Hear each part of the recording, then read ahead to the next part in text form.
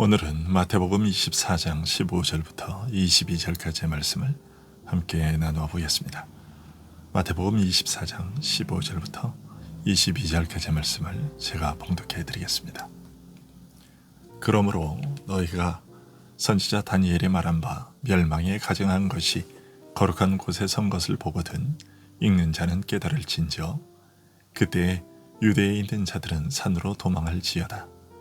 지붕 위에 있는 자는 집 안에 있는 물건을 가지러 내려가지 말며 밭에 있는 자는 겉옷을 가지러 뒤로 돌이키지 말지어다. 그날에는 아이벤 자들과 젖먹이는 자들에게 화가 있으리로다. 너희가 도망하는 일이 겨울에나 안식일에 되지 않도록 기도하라. 이는 그때에 큰 환란이 있겠음이라.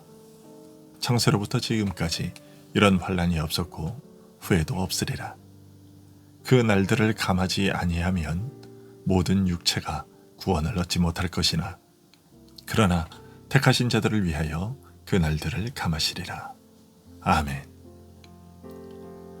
마지막 시대는 어떤 시대일 것인지를 묻는 제자들에게 예수님께서는 거짓과 미혹의 시대일 것이며 전쟁과 기근과 지진으로 평화가 사라지고 생존이 위협받는 시대일 것이며 삶의 기반이 무너지는 재난의 시대가 될 것이라고 알려주셨습니다.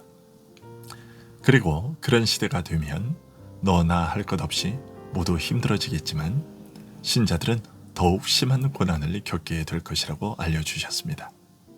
심지어 교회 자체가 시험에 빠져 형제가 형제를 잡아넘기고 서로 미워함으로써 자중질환을 겪게 되는 일까지 있을 것이라고 하셨습니다. 하지만 마지막 시대에 신자가 겪게 될 어려움과 고난에는 복된 의미가 감추어져 있다고 하셨습니다. 핍박이 오히려 세상을 향하여 복음의 의대를 강력하게 증거하는 기회와 수단이 될 것이라고 하신 것입니다. 마지막 시대는 미혹과 고통의 시대이지만 동시에 복음이 땅끝까지 전파되는 시대라는 점에서 그 안에 복된 의미를 감추고 있다고 하셨습니다. 이어서 주님은 마지막 시대는 복된 의미를 담고 있기는 하지만 그 겪을 환난은 견디기가 결코 쉽지 않을 커다란 고통일 것임을 알려주셨습니다. 그러므로 너희가 선지자 다니엘이 말한 바 멸망에 가증한 것이 거룩한 곳에 선 것을 보거든 읽는 자는 깨달을진저 그때에 유대에 있는 자들은 산으로 도망할지어다 라고 하신 말씀이 그것입니다. 여기에 언급된 멸망에 가증한 것은 다니엘서의 예언에 그 뿌리를 두고 있는 말씀입니다. 다니엘서 9장과 11장에서 멸망에 가증한 것에 관하여 예언되고 있는데 이 계시가 주어지게 된 사정은 다음과 같습니다. 남유다의 멸망과 함께 예루살렘 역시도 오랫동안 폐허로 남게 되었고 이스라엘은 이방의 포로로 끌려가서 겨우 연명하는 고난을 겪게 되었습니다. 이스라엘의 이런 비참한 고통을 생각하고서 마음이 참담해진 다니엘은 하나님 앞에서 베옷을 입고 금식하면서 간절히 기도하기로 결심했습니다.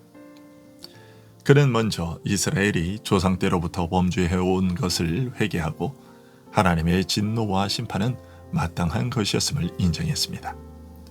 하지만 동시에 하나님께서 긍휼히 여기시고 용서해 주시는 분이심을 기억하고 이렇게 간구했습니다. 주여 구하옵나니 주는 주의 공의를 따라 주의 분노를 주의 성 예루살렘 주의 거룩한 산에서 떠나게 하옵소서. 특히 하나님의 성전이 폐허가 된 것이 가슴 아팠던 다니엘은 지금 주의 종의 기도와 간구를 들으시고 주를 위하여 주의 얼굴빛을 주의 황폐한 성소에 비추시옵소서. 나의 하나님이여 귀를 기울여 들으시며 눈을 떠서 우리의 황폐한 상황과 주의 이름으로 일컫는 성을 보옵소서라고 했습니다. 그리고 이스라엘을 위하여 절실한 은혜를 구했습니다. 우리가 주 앞에 간구하옵는 것은 우리의 공의를 의지하여 하는 것이 아니요 주의 큰 긍휼을 의지하여 함이오니 주여 용서하시고 귀를 기울이시고 행하소서. 지체하지 마옵소서.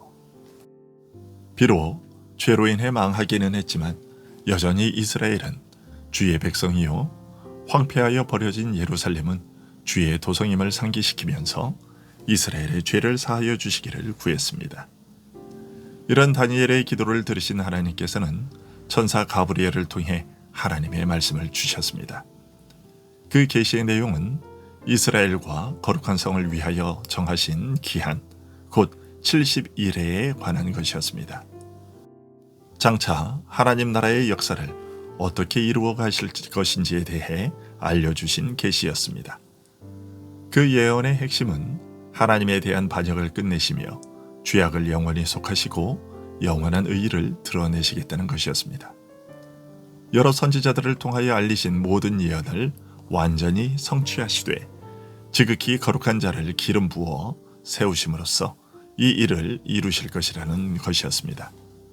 즉 하나님의 아들 메시아를 보내어 그로 하여금 자기 몸으로 영원한 속죄를 이루시고 영원한 의의를 나타냄으로써 죄를 멸하실 것이며 이로써 선지자들이 예언한 모든 일들을 다 성취하실 것을 알려주셨습니다. 다니엘은 죄로 망한 이스라엘을 위하여 용서의 은혜를 구했는데 하나님께서는 메시아를 보내실 것을 약속하시고 그가 이루실 일들에 대해 알려주신 것이었습니다.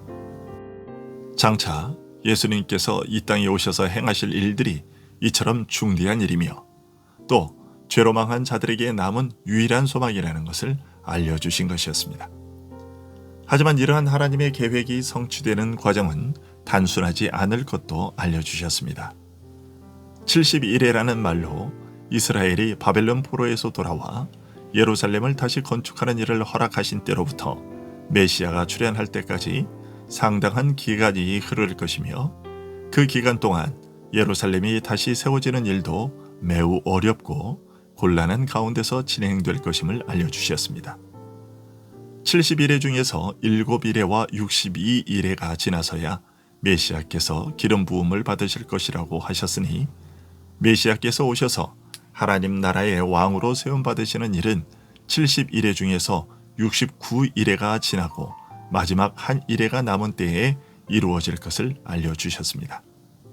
즉 미래 역사에 대한 하나님의 계획의 마지막 단계에서 이루어질 것이라고 하신 것이었습니다.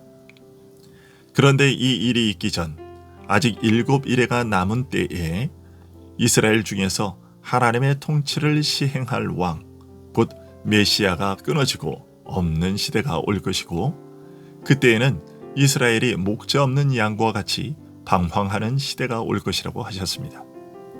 그리고 바로 이때에 한 강력한 왕이 일어나 하나님의 도성과 성소를 회파할 것이며 비록 그가 결국에는 격렬하고 갑작스러운 종말을 맞이하게 될 것이기는 하지만 그 세력이 존재하는 동안에는 전쟁과 황폐가 있을 것이라고 하셨습니다. 많은 나라와 민족들을 강제로 규합하여 한 일회 동안 전쟁과 파괴를 일삼을 것이며 그 일회의 절반에 이르렀을 때, 즉 그 세력이 절정에 이르렀을 때에는 하나님을 대적하고 회방하며 하나님의 백성을 철저히 괴롭히되 제사와 예물을 금지할 것이며 심지어 이런 가증한 파괴 세력이 감히 서지 못한 거룩한 곳에 서기까지 할 것이라고 하셨습니다. 다니엘서 12장에서는 좀 더 구체적으로 이 가증한 세력의 출현에 대해 알려주고 있는데 그가 영화로운 하나님의 땅에 서서 그 손으로 멸망과 파괴를 자행할 것이라고 전하고 있습니다. 그는 거룩한 언약에 대해 분을 발하여 성도들을 핍박할 것이며 그 협박에 굴복하여 언약을 저버리고 배도하는 자에 대해서는 이러저러한 호의를 베풀 것이라고 전하고 있습니다. 그의 군대는 하나님의 성소를 더럽히며 매일 드리는 제사를 폐하고 멸망에 가증한 것을 세울 것이라고 했습니다. 여기서 멸망에 가증한 것이 등장합니다. 주님은 마지막 환란 때에 다니엘서에 나오는 그 멸망에 가증한 것과 같은 것이 사람들 앞에 나타날 것이라고 하셨습니다.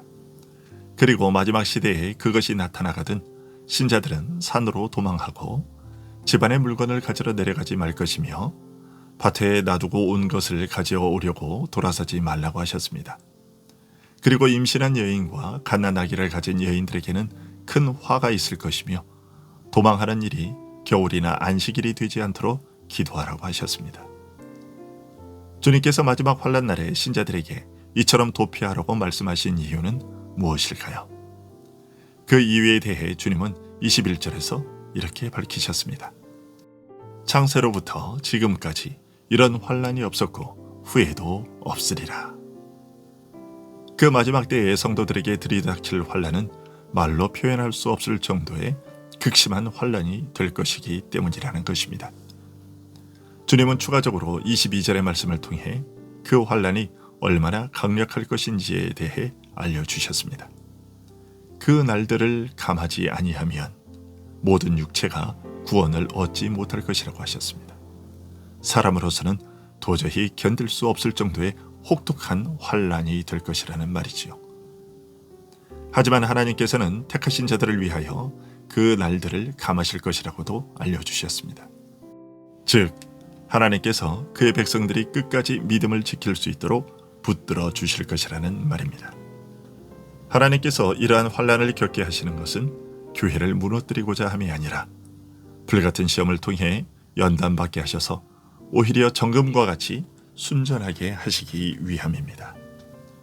믿는 자와 교회가 겪을 고난 자체가 세상을 향한 강력한 증거가 되며 이런 일을 겪는 것이 복음을 증거하는 기회가 되어 복음이 땅끝까지 전파될 것이기는 하지만 그렇다고 해서 복음 전파와 더불어 하나님의 나라가 이 땅에 실현되는 과정이 순탄하게 완성에 이를 것이라는 낙관적인 기대를 가져서는 안 된다는 것을 알려주신 것입니다. 그러면서도 소망을 잃지 않도록 격려하고 계십니다. 무자비한 박해와 달콤한 유혹과 회유에 믿음을 버리게 될 자들이 많이 있을 것이지만 끝까지 그 믿음을 지키는 자들도 있을 것이라고 하신 것입니다. 하지만 그 믿음을 지킨 자들은 그들 자신의 능력으로 그것을 견디어내고 지키는 것이 아니라 하나님께서 붙들어 주시기 때문에 그렇게 되는 것임을 주님은 알려주셨습니다. 이처럼 교회가 그리스도의 순전한 신부로 세워져 가는 길은 험난하고 고통스럽고 우여곡절이 많은 과정입니다. 이것을 미리 알려주셨으니 이 사실을 기억하고 주님의 말씀대로 그 환난의 때에 직면하게 된다면 엎드려 하나님의 도우심을 구하고 그의 능력과 은혜로 승리하는 자들이 될 수 있기를 소원합니다. 기도하겠습니다.